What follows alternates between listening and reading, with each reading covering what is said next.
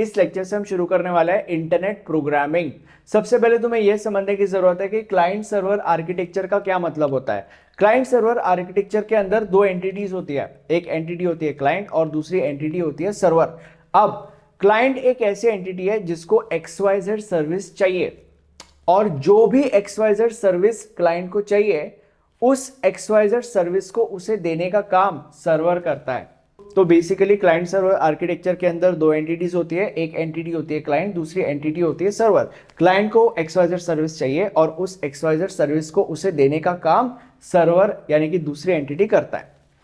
इतना क्लियर है। अब ये जो क्लाइंट सर्वर आर्किटेक्चर है इसके अंदर ये जो क्लाइंट है, क्लाइंट कुछ भी हो सकता है। क्लाइंट एक फोन हो सकता है, क्लाइंट एक लैपटॉप हो सकता है, क्लाइंट एक कंप्यूटर हो सकता है, क्लाइंट कुछ भी हो सकता है। ठीक है। अब ये जो क्लाइंट सर्वर आर्किटेक्चर है इसको हम कहते हैं टू टियर आर्किटेक्चर। अब ऐसा क्यों?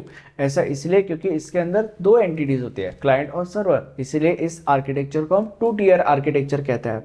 अब जब क्लाइंट को सर्वर से XYZ सर्विस चाहिए होती है तब जो हमारा प्यारा सा क्लाइंट है वो सर्वर को एक HTTP रिक्वेस्ट सेंड करता है। अब तुम कहोगे कि बाबा HTTP का मतलब क्या होता है? HTTP का मतलब होता है hyper text transfer protocol. HTTP का इस्तेमाल तब होता है जब इंटरनेट के थ्रू कोई फाइल ट्रांसफर करी जानी हो। ठीक है। अब क्या है कि let's say for example client को कोई सर्विस चाहिए तो क्लाइंट जो है वो HTTP रिक्वेस्ट सर्वर को सेंड करता है, और जब वो HTTP रिक्वेस्ट सर्वर को मिल जाती है तब सर्वर जो है वो HTTP रिस्पॉन्स क्लाइंट को वापस सेंड करता है। ठीक है। तो ये इसका प्रोसेस होता है, ये क्लाइंट सर्वर आर्किटेक्चर का प्रोसेस है।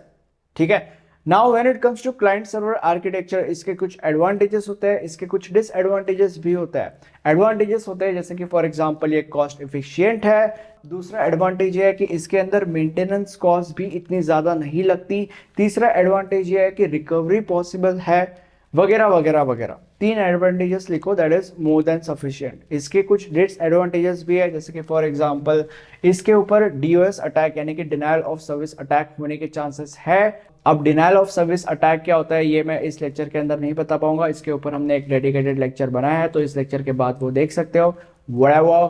दूसरा डिसएडवांटेज है कि जब डेटा पैकेट्स ट्रांसफर हो रहे होते हैं, like during the transmission of data packets, these data packets may be modified और स्पूफ्ड। अब जो अगला डिसएडवांटेज है वो है सिंगल पॉइंट फेलियर। इसका मतलब अगर एक सिंगल पॉइंट यानी कि इन दिस के सर्वर फेल हो गया तो इससे पूरा का पूरा आर्किटेक्चर डिस्टर्ब हो जाएगा मेरे भाई। अब तुम लोग के मन में प्रश्न आ रहा होगा कि ये सारी की सारी चीजें मैं तुम लोग को क्यों बता रहा हूं, क्या मुझे पागल कुत्ते ने काटा है? And answer is no, unfortunately मुझे पागल कुत्ते ने नहीं काटा है। ये चीजें मैं तुम लोग को इसीलिए बता रहा हूं ताकि हम टू टियर आर्किटेक्चर से जब थ्री टियर आर्किटेक्चर पे जंप करें तब तुम्हें ये आर्किटेक्चर और ज्यादा अच्छे से समझे, क्योंकि ये आर्किटेक्चर तुम्हारा समझना बहुत ज्यादा जरूरी है। क्योंकि जो पूरा का पूरा इंटरनेट प्रोग्रामिंग हमारा सब्जेक्ट है जो आगे मैं पढ़ाने वाला हूं, वो सब्जेक्ट इस आर्किटेक्चर से बहुत ही ज्यादा हद तक रिलेटेड है। मतलब सबसे ज्यादा वो सब्जेक्ट इस आर्किटेक्चर से रिलेटेड है। इसीलिए ये समझाना जरूरी है ताकि तुम लोग को ये समझे, ताकि तुम लोग को जो पूरा का पूरा सब्जेक्ट है वो और ज्यादा अच्छे से समझे, इसीलिए मैं तुम लोग को समझा। ठीक है। अब टू टियर आर्किटेक्चर के कुछ समय के बाद थ्री टियर आर्किटेक्चर हमारे पिक्चर में आता है। अब तुम लोग बोलोगे कि बाबा थ्री टियर आर्किटेक्चर का मतलब क्या होता है? सांगेंगे बाबा मैं तुम्हारा सांगेल लाइक बताऊंगा मैं तुम लोग को। I tell you relax, chill pill. But उससे पहले तुम्हें यह समझने की जरूरत है कि अगर तुम्हें इस सब्जेक्ट में पूरे के पूरे मार्क्स स्कोर करने हैं और अल्टीमेटली आपके पॉइंटर्स बढ़ाने हैं एग्जाम के अंदर, तो ऐसा करने के लिए आप हमारे नोट्स रेफर कर सकते हो। नोट्स के अंदर आपको एग्जाम में आने वाले मोस्ट ऑफ द क्वेश्चंस और उनके आंसर्स बहुत ही ज्यादा इजी टू अंडरस्टैंड लैंग्वेज में लिखे हुए मिल जाएंगे। नोट्स के सारे डिटेल्स नीचे डिस्क्रिप्शन बॉक्स में अवेलेबल है।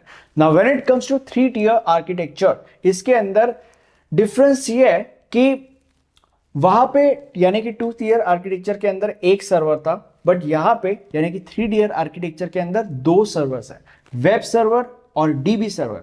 और क्लाइंट वैसा का वैसा। क्लाइंट बाय द वे कुछ भी हो सकता है, फोन, लैपटॉप, व्हाटएवर, तुम्हारी गर्लफ्रेंड, कुछ भी हो सकता है। ठीक है। बट एग्जाम में गर्लफ्रेंड मत लिखना, फोन, लैपटॉप ऐसे एग्जाम्पल दे सकते हो।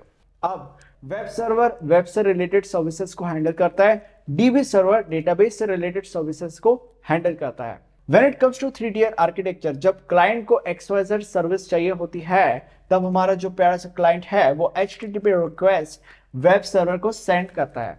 जब वेब सर्वर को वो HTTP रिक्वेस्ट मिलती है, तब वेब सर्वर ये चेक करता है कि जो सर्विस क्लाइंट को चाहिए, क्या वो सर्विस मेरे पास अवेलेबल है, या क्या वो सर्विस मैं प्रोवाइड कर सकता हूं क्लाइंट को।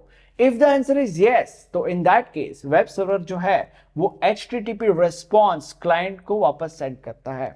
बट अगर वेब सर्वर को यह लगता है कि जो सर्विस क्लाइंट को चाहिए वो सर्विस मैं नहीं प्रोवाइड कर सकता, तो उस केस में HTTP रिक्वेस्ट को फॉरवर्ड किया जाता है from web server to DB server. अब जब DB सर्वर को वो रिक्वेस्ट मिल जाती है, तब DB सर्वर जो सर्विस है जो क्लाइंट को चाहिए उस सर्विस को देता है वेब सर्वर को, एंड देन वेब सर्वर उस सर्विस को फॉरवर्ड करता है टू क्लाइंट। तो इस तरीके से 3 tier आर्किटेक्चर फंक्शन करता है।